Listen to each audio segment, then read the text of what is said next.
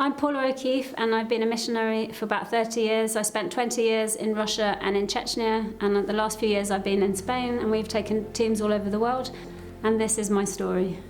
So I don't know if you've ever had a bad day, but I was having a really bad day when suddenly 6 Islamic fundamentalists burst into our worship service, and they said, "Stop playing the guitar." And we knew that if we didn't stop, we could be killed on the spot.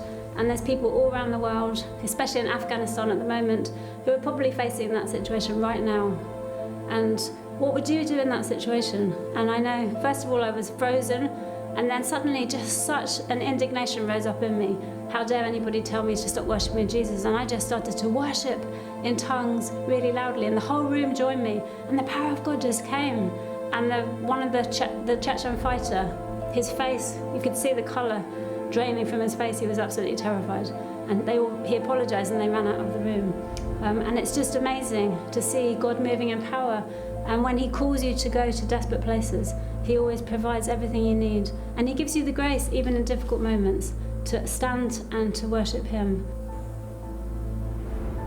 Here I am looking through the window out of the apartment where we have a Christian school, where we have 2 teachers and 11 children, and it's facing a main road where there's often explosions and soldiers shoot in this direction, and as you can see, there has been times when bullets have come through the glass, but the glass has not smashed. Bullet holes.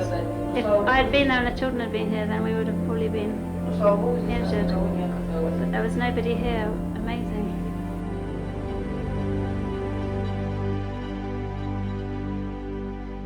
So we came to the refugee camp, and it was absolutely boiling, and suddenly this lady came running towards us and said, "You're the people that pray for healing?" And we said yes, and she said, "Would you come to my hut?" And we went into her hut, really dark, and there was this little boy, her son, who had cerebral palsy, and he couldn't walk, he couldn't talk, he could hardly do anything. And she said, "Please pray for him." And we laid our hands on him and prayed for him. And nothing happened. And then a few days later, we came back to the refugee camp. And suddenly I saw this young mum coming running towards us. And she said, "It's amazing, it's a miracle. The morning after you prayed, my son was up, he was talking, he was running around, and he was completely healed."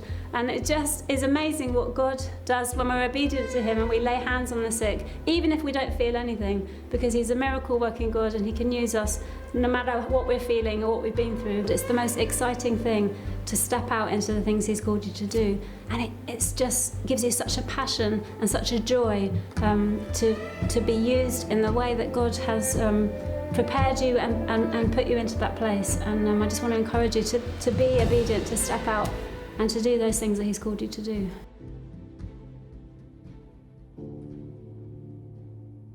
I was living in Chechnya, and we were having a 3-day Esther fast, which meant we were not eating or drinking for 3 days to pray for peace in Chechnya. And it was the second day of the fast. It was really hot, and we'd had a prayer meeting in the morning, and we had just all come back into the house, and we just lay down because we were so tired and fell straight asleep. And I woke up landing back down on the bed.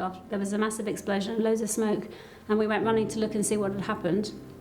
And there was a soldier that was still alive that was shooting in all directions, and she started shooting towards us. And the lady we were living with us told us to come into the corridor where there was no windows. And afterwards we found out that a minibus filled with explosions had blown up on the road just outside our house.